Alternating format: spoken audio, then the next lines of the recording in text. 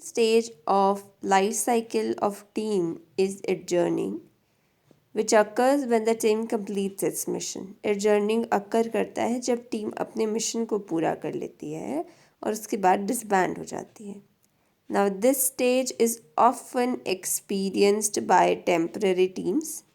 तो ये stage often temporary teams experience करती हैं, such as project teams और committees. ठीक है. This stage is often experienced by temporary teams. Adjourning की stage temporary teams बहुत experience करती हैं, जैसे project teams हो गई या committees हो गई. They are formed for a specific purpose, right? So that are formed for specific purpose.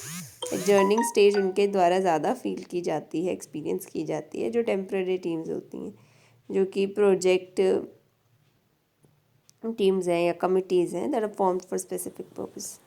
Adjourning can evoke a sense of accomplishment and reflection, but may also bring feelings of loss as members part their ways.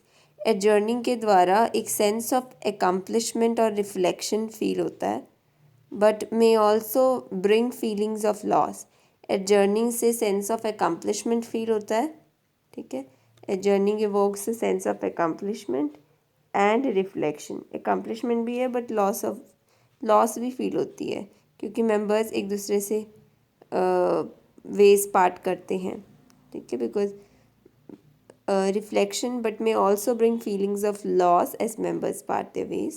So in some organizations, team may not adjourn entirely but experience changes in membership. as कुछ organisation में हो सकता है team members adjourn ना करें इंटरली, but experience change हो जाते हैं उनकी membership as their role revolve, but experience change in membership as their roles evolve.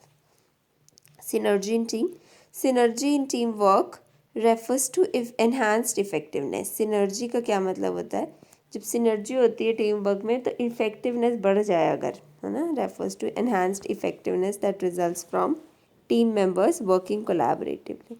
So enhanced effectiveness जो कि क्यों बढ़ती है? बिकॉज टीम मेंबर्स कोलैबोरेटिवली एक साथ वर्क करते हैं. तो synergy in teamwork refers to enhanced effectiveness that results from team members working collaboratively. So synergy in teamwork refers to enhanced effectiveness that results from team members working collaboratively. कि अगर जो members हैं वो उनकी effectiveness बढ़ जाए because वो collaboratively काम कर रहे हैं, तो उसको कहते हैं हम synergy. Synergy in teamwork refers to enhanced effectiveness that results from, enhanced मतलब effectiveness enhance हो गई, and that results from team members working collaboratively, क्योंकि team members collaboratively काम करते हैं, तो इसीलिए उनकी effectiveness enhance हो रही है. In strategic management, synergy is described as a scenario where the whole is greater than the sum of parts. Strategic management की बात करें, strategic management के term है synergy. So in strategic management, synergy is described as a scenario. एक scenario है ये जहाँ पर whole is greater than the sum of parts. So in strategic management, synergy is described as scenario जहाँ whole is greater than sum of parts. इसे प्रसाद ने 2+2=5 effect बोला है. सो या whole is greater than sum of parts, often it is referred to 2+2=5 effect. Okay, so in strategic management it is described as a scenario where whole is greater than sum of part, 2+2=5 effect. In teamwork, synergy is achieved when team members possess complementary skills. अब ये कैसे होता है? synergy कब होती है? जब team members जो हैं वो complementary skills एक दूसरे में उनमें हो, ठीक है. So they positively influence each other. So in teamwork, synergy is achieved when the team members possess complementary skills and वो इसीलिए खुद एक दूसरे को positively influence करते हैं. They work interdependently to accomplish the goals. और interdependently वो काम करते हैं goals को achieve करने के लिए, accomplish करने के लिए. So in teamwork, synergy is achieved when team members possess complementary skills अगर तो team members complementary skills possess करते हैं तो साइनर्जी अचीव होती है और ये पॉजिटिवली इन्फ्लुएंस करता है एक दूसरे को मेंबर्स एंड वर्क इंटरडिपेंडेंटली वो काम करते हैं किसी भी गोल को अकम्प्लिश करने के लिए। The effectiveness of the team hinges on the degree of synergy. तो जो टीम की इफ़ेक्टिवनेस है वो डिपेंड करती है on the degree of synergy as it allows the group to tackle complex task. So synergy allow करता है group को कि कॉम्प्लेक्स टास्क को भी अचीव करा जाए जो इंडिविजुअल अकेले मैनेज नहीं कर सकता। So it allows the groups to tackle complex task that no individual could manage alone. और इसी का ऑपोजिट फिनोमिनन है सोशल लोफिंग। इट अकर्स जब इंडिविजुअल्स एक ग्रुप में बहुत कम एफर्ट डालते हैं but when they work alone then they put more effort. So it occurs when individuals in group put in less effort than they would if they work alone. Now this behavior often arises in team settings where individual contributions are hard to measure. So ऐसा behavior social loafing का ज़्यादातर देखा जाता है team की settings में. Now this behavior arises in team settings where individual contributions, क्योंकि जहाँ पता ना लगे सब मिक्स हो जाता है ना, तो इसीलिए individual contributions are very hard to measure, leading some members to rely on others to complete the work. So what it leads to कि कुछ मेंबर्स जो हैं वो दूसरों पे ही रिलाई करते रहते हैं कंप्लीट करने के लिए किसी काम को। फॉर इंस्टेंस अगर एक स्टूडेंट ग्रुप प्रोजेक्ट है तो कुछ मेंबर्स जो हैं they may fail to contribute fully और पूरा भार जो expecting others to carry the weight. Now research has shown group task में individual efforts tend to decrease जैसे जैसे ग्रुप साइज इंक्रीज हो जाता है। हमने देखा था social loafing more likely to occurs when division of work unclear होती है, सबके पास एक एक टास्क नहीं होता, अनक्लियर डिवीजन ऑफ वर्क होती है। And when the team lacks cohesion, जब टीम में एकता नहीं होती, कोहेसिवनेस नहीं होती ना, तब सोशल लोफिंग ज़्यादा देखी जाती है। Minimising loafing involves creating clear roles and responsibility. अगर लोफिंग को कम करना है तो हर एक पर्सन को क्लियर रोल दिया जाए, रिस्पॉन्सिबिलिटी दी जाए। Fostering a sense of accountability within the team. So minimise कैसे किया जाता है सोशल लोफिंग को? Creating clear goals and responsibilities and fostering a sense of accountability within the team.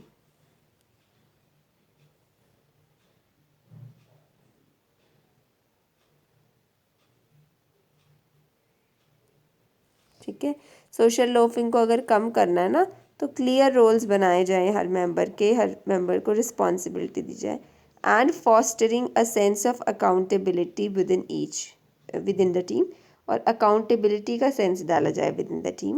Okay, so social loafing होती है कब? जब division of work unclear होता है। सो सोशल लोफिंग यूजुअली कब होती है? जब डिवीजन अनक्लियर है, डिवीजन और टीम में कोहेजन की कमी है। Social loafing is more likely to happen when the division of work is unclear and when the team lacks cohesion। ठीक है, more likely to happen अगर team division of work unclear है, पता नहीं किसने क्या करना है, and the team lacks cohesion, और टीम में कोहेसिवनेस कम होती है जब। Minimising social loafing involves creating clear rules. अब कम करना, सोशल लोफिंग को कम करना कैसे होता है? It involves creating clear rules. अगर आपको कम करनी है सोशल लोफिंग तो सबके लिए क्लियर रूल्स इस्टेब्लिश किए जाए, रिस्पॉन्सिबिलिटीज़ बनाई जाए एंड फॉस्टर किया जाए sense of accountability within the team. So minimising social loafing involves creating clear rules, responsibilities and fostering a sense of accountability within the team। अगर social loafing कम करनी है तो अच्छे से क्लियरिटी से रोल्स बनाए जाएं, हर मेंबर के रिस्पॉन्सिबिलिटीज़ अच्छे से बनाई जाएं and a sense of accountability जो है फॉस्टर की जाए विद इन द टीम, है ना। Now what is the characteristic of N effective team? An effective team is the one that successfully achieves its goals while providing satisfaction to its member। Effective team वो होती है जो कि achieve कर लेती है उसके गोल्स को और सेटिस्फाई करती है मेंबर्स को, ठीक है। An effective team is the one that satisfies successfully achieves its goal and provide satisfaction to its members. Goal भी पूरे हो रहे हैं टीम के और सेटिस्फाई भी हो रहे हैं members. Now the factors that contribute to effective team are skill and role clarity. की इफेक्टिव टीम जो है it requires the members with complementary skills. Effective team में मेंबर्स होंगे और उनके पास ऑब्वियसली रेलेवेंट स्किल होगी जो कि टीम के ऑब्जेक्टिव के साथ जुड़ी हुई है, वो रेलेवेंट स्किल उन मेंबर्स के पास होगी। Members must understand their role and members को अपने रोल का पता होना चाहिए, दूसरों के रोल का पता होना चाहिए, so that allows for a better coordination and a reduced overlap. So members must understand their role and those of others, and that builds more coordination and overlap कम करता है। Supportive environment, तो first point जो था वो basically ये कह रहा है कि मेंबर्स के पास जो ग्रुप की रिक्वायरमेंट है वो रेलेवेंट स्किल्स होनी चाहिए, उनको अपना रोल्स अच्छे से पता होने चाहिए, दूसरों के भी रोल्स, ताकि बेटर कोऑपरेशन हो सके और ओवरलैप ना हो किसी भी तरीके का। Supportive environment, a positive environment where members feel valued and respected. Supportive environment तो अच्छा एक environment होना चाहिए जब members जहाँ valued feel करें, respected feel करें। सो ये बहुत ज़रूरी है कि एक supportive environment हो where the members feel positive, right? A positive environment where members feel respected, valued and promotes engagement. तो इन्वायरमेंट भी पूरी तरह से एंगेजमेंट प्रमोट कर रहा है, कमिटमेंट प्रमोट कर रहा है to the team's goals. Okay, positive environment where members feel valued and respected and that promotes engagement and commitment to the team's goals. Engage ज़्यादा हो रहे हैं मेंबर्स, कमिटमेंट है उनका टीम की गोल्स की तरफ। Positive environment where members feels valued and respected, and an environment that promotes engagement and commitment to the team's goals.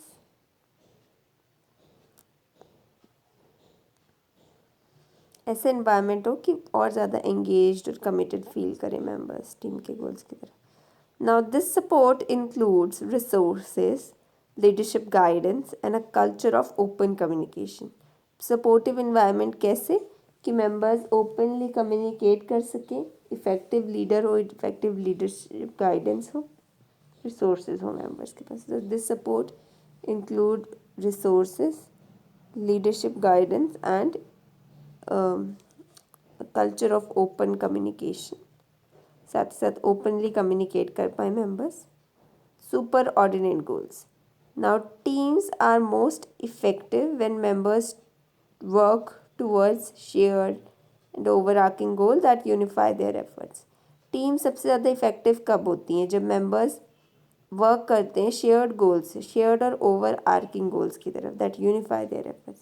Super ordinate goals होता है कि टीम्स ज़्यादा इफेक्टिव होती हैं जब मेंबर्स के गोल शेयर्ड हुआ ना, दैट यूनिफाई देयर एफर्ट्स, जो उनके एफर्ट्स को यूनिफॉर्मिटी लेकर आ रहे हैं। Now goals help them align individual motivations with the teams purpose. Such goals, जो ये सुपर ऑर्डिनेट गोल्स हैं, ये अलाइन करते हैं इंडिविजुअल मोटिवेशंस को with the teams purpose. So such goals help align individual motivation with team's purpose, fostering a sense of belongingness and purpose in them. So that brings a sense of purpose and belongingness to the members. Okay. Superordinate goals है कि team सबसे effective होती हैं जब members shared goals हो members के, जो उनके यूनिफाई करते हैं उनके एफर्ट को। Now such goals help align individual motivations with the teams purpose. अब ये जो गोल्स हैं ये अलाइन करते हैं इंडिविजुअल मोटिवेशन को टीम के पर्पस से। Now, such goals help align individual motivation with team's purpose, fostering a sense of belonging and purpose. तो उनमें एक सेंस ऑफ बिलोंगिंग फॉस्टर होती है और पर्पस का सेंस फॉस्टर होता है, fostering sense of belonging and purpose. Team rewards, recognizing and reminding the team as a whole अगर हम रिकग्नाइज करें और रिवॉर्ड करें टीम को as a whole, so that encourages collaboration, minimizes competitions and tensions that may arise among the members. If we reward the team as a whole तो collaboration बढ़ता है, competition minimize होता है, competitive tensions minimize होती हैं, that may arise among the members, जो हो सकता है arise हो सके members. Rewards reinforce the value of teamwork and motivate the individuals to contribute their best efforts to achieve the collective. So rewards कहीं ना कहीं reinforce करते हैं values of teamwork को. So rewards reinforce the value of teamwork, motivates the individuals to contribute their best efforts to achieve collective success. Rewards reinforce करते हैं teamwork को and motivate करते हैं कि वो भी अपना बेस्ट दें, बेस्ट एफर्ट्स डालें to achieve the collective success, ताकि वो भी कलेक्टिव सक्सेस पा सकें. By focusing on this factors organisations foster effective teams that achieve high performance. तो इन फैक्टर्स पे, इन सभी फैक्टर्स पे डाल के काम करके ऑर्गेनाइजेशंस फॉस्टर करती हैं इफ़ेक्टिव टीम्स जो हाई परफॉर्मेंस अचीव करते हैं, जिनमें सोशल लोफिंग कम से कम हो, and that harnesses the full potential of synergy. Next comes the team building process. The team building process is essential for aligning a team's goals with those of organization. Team building का जो process है वो बड़ा ही ज़रूरी है for aligning a teams goals with those of organisations, right. So team building process ज़रूरी है ताकि एक टीम के गोल को अलाइन किया जाए ऑर्गेनाइजेशनल गोल्स से, जिससे कि टीम डायनेमिक्स इम्प्रूव होती है, ओवरऑल परफॉर्मेंस एनहांस होती है. या so the team building process is essential for aligning a teams goals with those of organization, improving the team dynamics and enhance the overall performance. Team building का जो process है वो important है एक team को अलाइन करने के लिए, अलाइनिंग अ टीम के गोल्स को अलाइन करने के लिए with those of the organization, improving team dynamics and enhancing the overall performance.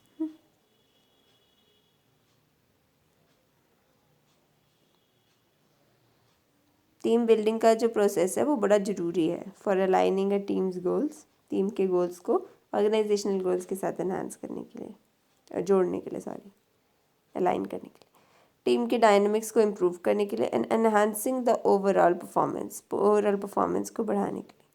सो की steps in team building processes. The team building process involves several cyclical and repetitive steps which ensure continuous improvements. जो team building का process है ना, इसमें cyclical repetitive steps होते हैं. The team building process involves several cyclical and repetitive steps which ensure continuous improvement. Team building के process में cyclical काफ़ी सारे स्टेप्स हैं, जैसे प्रॉब्लम सॉल्विंग, ठीक है, that is identify the issues hindering the teams effectiveness, कि वो वाले इश्यूज फाइंड आउट करना जो टीम की इफेक्टिवनेस पे कहीं ना कहीं कोई बाधा डाल रहे हैं, ठीक है. प्रॉब्लम को सेंस करना. हाँ, identifying issues hindering the teams effectiveness, तो वो इश्यूज पता करने जो कि टीम की इफेक्टिवनेस को हिंडर करते हैं. उसके बाद आता है कि जो प्रोसेस प्रॉब्लम सॉल्विंग है, इसमें इश्यूज आइडेंटिफाई किए जाते हैं जो कि टीम की इफेक्टिवनेस को कहीं ना कहीं रोक रहे हैं. Now, team members should discuss their perspectives to reach a consensus on what improvements are necessary. Team members जो हैं, जो भी ऐसे issues जो टीम की effectiveness को हिंडर कर रहे हो, पहले तो उनको पता करना ज़रूरी है. Team members should discuss their perspectives to reach a consensus. ज़रूरी है कि टीम मेंबर्स जो हैं अपने पर्सपेक्टिव्स, अलग अलग पर्सपेक्टिव्स को रखें आगे, ताकि एक कॉन्सेंसस वो रीच करें कि what improvements are necessary, often achieve through effective communication and training. Team members अपने अपने पर्सपेक्टिव आगे रखते हैं और टू रीच अ कंसेंसस कि व्हाट इम्प्रूवमेंट्स आर नेसेसरी, मतलब एक इस कंसेंसस पे पहुंचने के लिए कि कौन से इम्प्रूवमेंट्स जो हैं वो ज़रूरी हैं। ऑफन अचीव थ्रू, अब ये कंसेंसस कैसे पहुंचते हैं कंसेंसस तक? कम्युनिकेशन द्वारा एंड ट्रेनिंग के द्वारा। परसेप्चुअल डिफरेंसेस एग्जामिन करना, acknowledging the diverse backgrounds and perspectives that are there within the team. ठीक है, सो इसमें क्या होता है कि डिफरेंट डिफरेंट बैकग्राउंड या पर्सपेक्टिव जो हैं डिफरेंट डिफरेंट मेंबर्स के, उनको this stage often includes exercises on perceptions to help the members understand and respect each other's viewpoint. Examining perceptual differences, मतलब इस स्टेज पे काफ़ी सारी एक्सरसाइजेज दी जाती हैं परसेप्शन पे, जिसके द्वारा मेंबर्स अंडरस्टैंड करें और दूसरे के पर्सपेक्टिव को भी रिस्पेक्ट कर पाएँ।